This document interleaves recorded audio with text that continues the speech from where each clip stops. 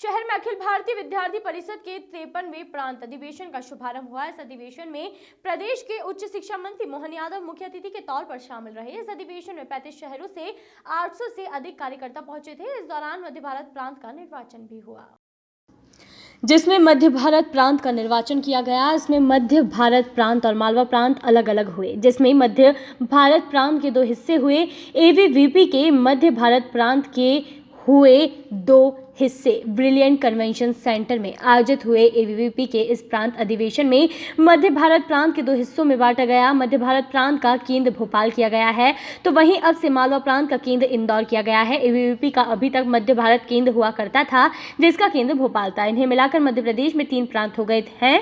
विद्यार्थी परिषद के अधिवेशन को संबोधित करते हुए उच्च शिक्षा मंत्री ने कहा कि मेरे सामने भी विद्यार्थी परिषद में कई बदलाव हुए हैं। मैं जब अलग अलग पदों पर रहा तो कई प्रांतों का निर्माण हुआ, आज फिर प्रांत का निर्माण हो रहा है। उच्च शिक्षा मंत्री ने कहा कि परिषद के भाव में परिवार भाव भी है, इसलिए परिषद से जोड़ना भी जरूरी है। मोहन यादव ने कहा कि मैं जब पहली बार छात्र संघ का प्रतिनिधि बना तो मुझे ध्यान आया कि कॉलेज में विवेकानंद की प्रतिमा नहीं है। ब्लेजर के पैसे से हमने स्वामी विवेकानंद की प्रतिमा लगवा ली। उच्च शिक्षा मंत्री ने कहा कि कोरोना काल के दौरान जब हमने अधिकारियों से परीक्षा आयोजित करवाने की बात कही तो सबने मना कर दिया, लेकिन जब विद्यार्थी परिषद के कार्यकर्ताओं ने परीक्षा आयोजित करवाने के लिए कहा तो प्रदेश में परीक्षा आयोजित की गई। 2035 में विश्वविद्यालय स्तर में हो सकता है बदलाव। उच्च शिक्षा मंत्री मोहन यादव ने कहा कि 2035 में विश्वविद्यालय स्तर में बदलाव किया जाए। इसका मतलब यह नहीं कि विश्वविद्यालय की शिक्षा खत्म कर दी जाए, बल्कि महाविद्यालय की शिक्षा का स्तर बढ़ाया जाए। इसके लिए आने वाले समय में विद्यार्थी परिषद से बात करके शिक्षा नीति को बदला जाएगा। उच्च शिक्षा मंत्री ने कहा कि शिक्षा नीति में धन के प्रभाव को समाप्त किया जाए। वर्तमान में संक्रमण का दौर जारी है, ऐसे में अलग अलग स्तर पर चल रहे विश्वविद्यालयों को एक छत के नीचे लाने का प्रयास किया जाएगा। मंत्री ने कहा कि प्रदेश में कॉलेजों में परीक्षाएं जरूर आयोजित कराई जाएंगी, हालांकि इसमें देरी हो सकती है। इस भाव को बनाए रखना, हमारे अपने मन के अहंकार को कहीं ऊपर से कहीं पंख लग के कहीं और दूसरी दिशा में नहीं पकड़ ले, उसको यथार्थ में लाके टिकाना।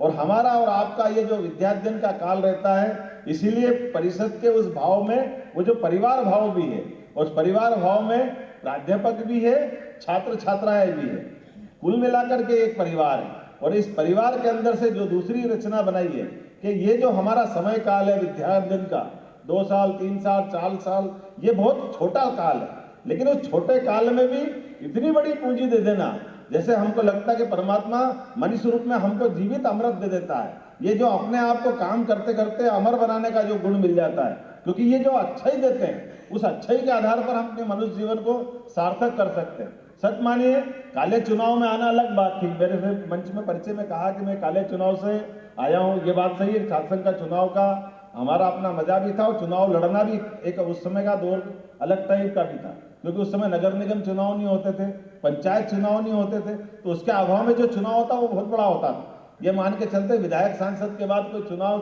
छात्र संघ का जीत ले तो बहुत बड़ी बात हो जाती। लेकिन छात्र संघ के चुनाव जीतने के बावजूद भी छात्र संघ का चुनाव जनप्रतिनिधि उस समय भी वो अपना आदर्श उदाहरण उत्पन्न करे। इतना बारीक ध्यान रखना ये विद्यार्थी परिषद ही कर सकती, और कोई नहीं कर सकता है। और कोई संगठन के लोग तो चुनाव में जीतने के बाद किसी दारू वाले की दुकान पे चंदा मांगते दिखते हैं, कहीं दूसरे उल्टे उल्टे काम करते दिखाई देते हैं, लेकिन परिषद का कार्यकर्ता, मुझे गर्व है इस बात का कि जब मैं पहली बार छात्र संघ का चुनाव का जॉइंट सेक्रेटरी बना तो मेरे को ध्यान में आया कि हमारे कॉलेज में विवेकानंद की प्रतिमा नहीं है, तो वो ब्लेजर देते थे हमको हमारी तरफ से वो छात्र संघ में चुनाव जीतने के बाद।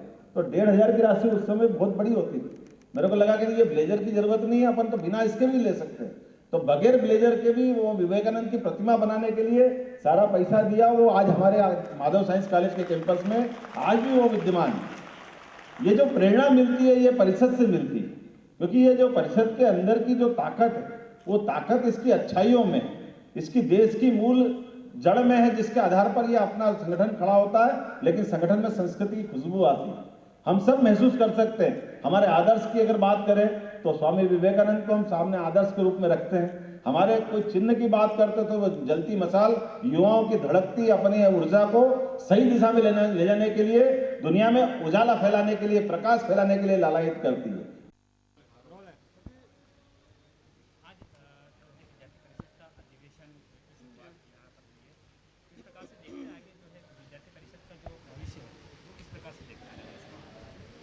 विद्यार्थी परिषद का तो भविष्य बहुत ही उज्जवल है और लगातार विद्यार्थी परिषद के मंच पर सभी विद्यार्थी अपना पक्ष रख सकते हैं, अपनी समस्या रख सकते हैं और विद्यार्थी परिषद में जो भी समस्या आती है वो समस्या विद्यार्थियों की सुलझाने का काम भी होता है। इस देश का भविष्य जुड़ा हुआ विद्यार्थी परिषद के साथ। युवा शक्ति एक ऊर्जा और युवा शक्ति इसमें बड़ी संख्या में सम्मिलित होती है और वो उनको जैसा शिक्षा देंगे वैसा आगे चल के वो इस देश के भविष्य बनेंगे। आज मध्य प्रांत और मालवा प्रांत, दो प्रांत के आज अधिवेशन है। एक दिवसीय अधिवेशन शुरू हुआ है। सभी पूरे प्रदेश से विद्यार्थी इस कार्यक्रम में उपस्थित है। चूँकि मैं भी विद्यार्थी परिषद की कार्यकर्ता रही हूँ, मेरे पतिदेव लक्ष्मण सिंह जी गौड़ नगर का दायित्व उनका विद्यार्थी परिषद में था। मैंने 3 राष्ट्रीय अधिवेशन अटेंड किए, 83 में राजकोट का, 85 में दिल्ली का, उसके बाद मुंबई का।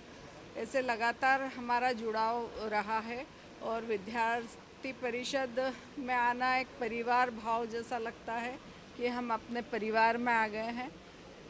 कोई भी दायित्व बीजेपी का मिल जाए लेकिन विद्यार्थी परिषद मन से नहीं जाता है। ये सभी लोगों का स्नेह और प्यार मिला है और आज मैं सभी का इस स्वच्छ शहर में स्वागत करती हूँ, अभिनंदन करती हूँ। विद्यार्थी परिषद के आज के इस अधिवेशन के उद्घाटन सत्र में मेरे साथ मंच पर विराजमान माननीय घनश्याम सिंह जी, मालवा प्रांत मंत्री। विद्यार्थी परिषद के अधिवेशन में अपने विचार व्यक्त करना या अतिथि करके बोलना, ये बड़ी दुविधा का विषय है। मेरा एक रिकॉर्ड है भाई साहब प्रफुल्ल जी भाई साहब, जब मैं विद्यार्थी परिषद के प्रदेश मंत्री से मुक्त हुआ तो हमारे 3 प्रांत बने। उस समय छत्तीसगढ़ अलग हुआ, महाकौशल अलग हुआ और मध्य भारत अलग हुआ। जब मैं कार्य परिषद का सदस्य बना तो मेरे बाद फिर 3 बने। उसमें 3-3 पहले 2-2 रहते थे, उसके बाद उनमें 3-3 हुए। जिला महामंत्री बना, तब उसमें बाद में भाजपा की दृष्टि से तो मेरे बाद में आखिरी मंत्री था, उसके बाद 3-3 उसमें बने।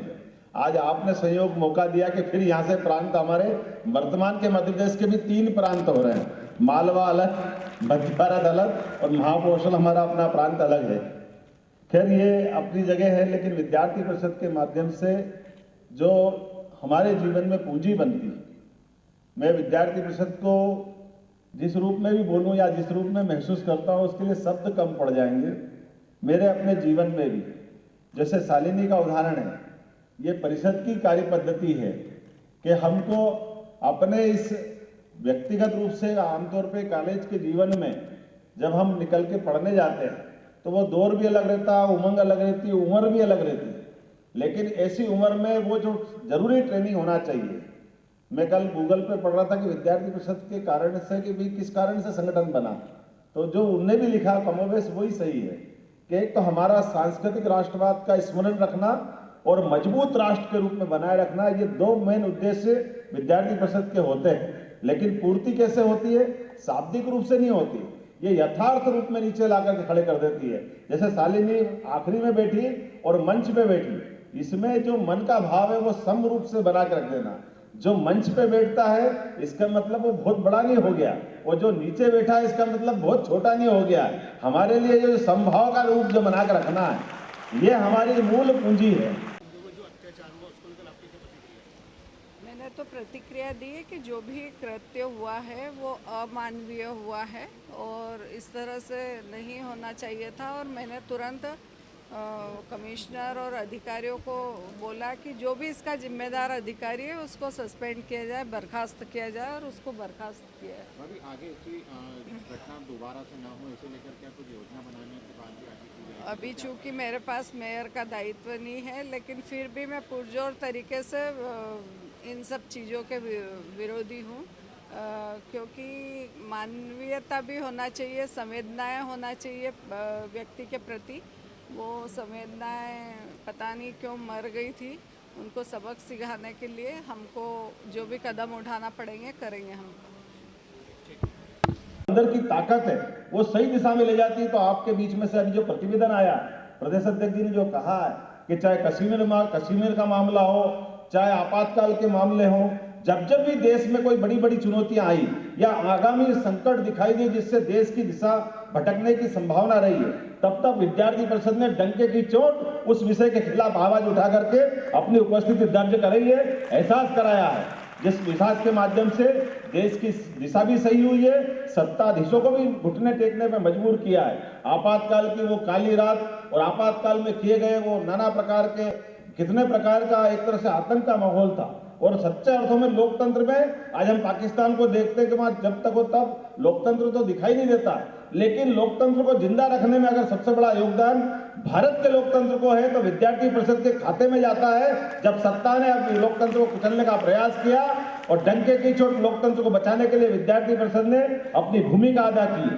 और लोकतंत्र का ये जो गुलदस्ता हमको दिखाई दे रहा है, मुझे खुशी इस बात की भी है कि विद्यार्थी परिषद ने न केवल मनुष्य निर्माण की बात की है, क्योंकि मानव निर्माण का जो हम आमतौर पर ये बड़ा ऐसा शब्द रहता है, कई बार आज का विद्यार्थी, आज का नागरिक, जब हम नारा लेके जाते हैं तो अच्छे को दिमाग में काम नहीं आता, उनको लगता है आज का विद्यार्थी, आज का नागरिक कैसे हो सकता है। ये जो हमारे अपने मूल दायित्व से हटाने का जो एक तरह से जो आडंबर है या एक जो काला अंधेरा है, उस काले अंधेरे को हटाने का प्रयास विद्यार्थी परिषद करती है, कदम कदम पे बताने का प्रयास करती है कि अगर हम विद्यार्थी हैं तो विद्यार्थी होने के साथ साथ हमारा दायित्व भी है और हमारा दायित्व का एहसास हमको होना चाहिए और उस दायित्व के एहसास के लिए हमारी लाइन भी रहती है। और यही कारण है कि हमारे बीच में से ऐसे कई उदाहरण भरे पड़े, हमारे बीच में से आप उनकी राजनीतिक उदाहरण न देखें तो गैर राजनीतिक उदाहरणों की लंबी मालिका, उन मालिका के माध्यम से जिन्होंने जब जब भी मौका पड़ा देश में उन्हें अपनी सार्थकता सिद्ध की।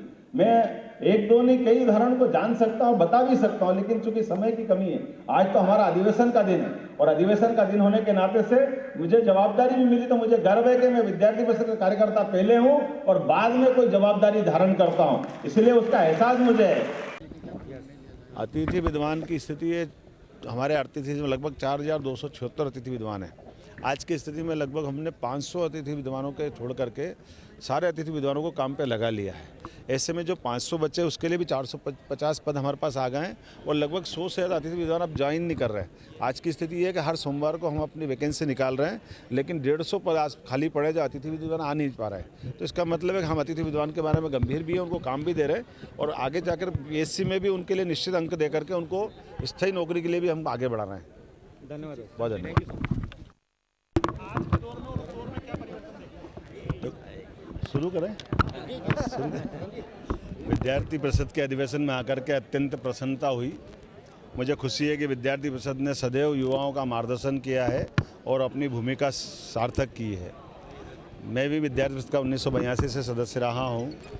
तब समय से लेकर आज तक विद्यार्थी परिषद ने हमेशा ऐसे ज्वलंत मुद्दे जो राष्ट्र के हित में हल करना चाहिए उन मुद्दों की तरफ ध्यान आकर्षित किया। मुझे ध्यान में आता है कि 90-92 में जब कश्मीर का मुद्दा सबसे पहले विद्यार्थी परिषद ने उठाया तो पूरे देश का ध्यान उस तरफ गया। उसी प्रकार से राम मंदिर से लगा करके कई ऐसे बांग्लादेशी घुसपैठे तक के तमाम मुद्दों को विद्यार्थी परिषद सबके बीच में लाए हैं।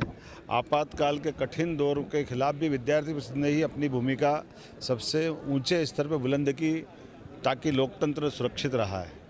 मैं अधिवेशन में आकर के आज 53वें अधिवेशन में विद्यार्थी परिषद के इस कार्यक्रम में सम्मिलित हुआ। मुझे खुशी है कि विद्यार्थी परिषद के माध्यम से नई शिक्षा नीति को लागू करने के कई आयाम मिलेंगे।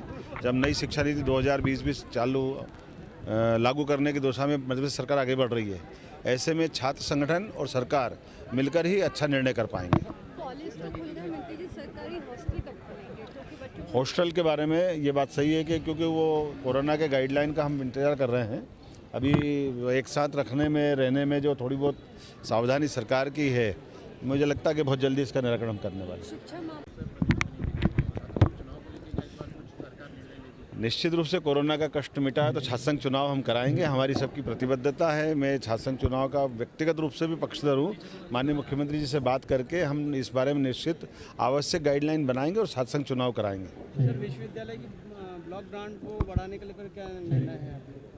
विश्वविद्यालय की ब्लॉक ग्रांट बढ़ाने को लेकर क्या ग्रांट बढ़ाने का विश्वविद्यालय को लेकर के जैसे मैंने कहा कि हमारे यहाँ अभी 3-4 तरह के विश्वविद्यालय हैं। आमतौर पर जो विश्वविद्यालय है हम उनको सेल्फ फाइनेंस की तरफ आगे ले जा रहे हैं ताकि वो अपनी वित्तीय व्यवस्था भी सुदृढ़ कर ले और नए कोर्स भी लेकर के आए।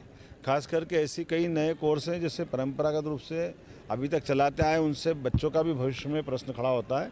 तो जो रोजगार उन्मूलक जो नए कोर्स हैं वो लाने के लिए हम प्रेरित कर रहे हैं। बहुत जल्दी मैं एक प्राइवेट विश्वविद्यालय कुलपतियों की भी मीटिंग लेने वाला हूं और गवर्नमेंट के कुलपतियों के साथ भी निर्णय करके आगामी रूप से 20 साल तक नई भूमिका में विश्वविद्यालय कैसे चले इस पे हम एक रोड मैप बनाने वाले हैं। महाविद्यालय विश्वविद्यालयों को लेकर काफी bureau report, voice of rights.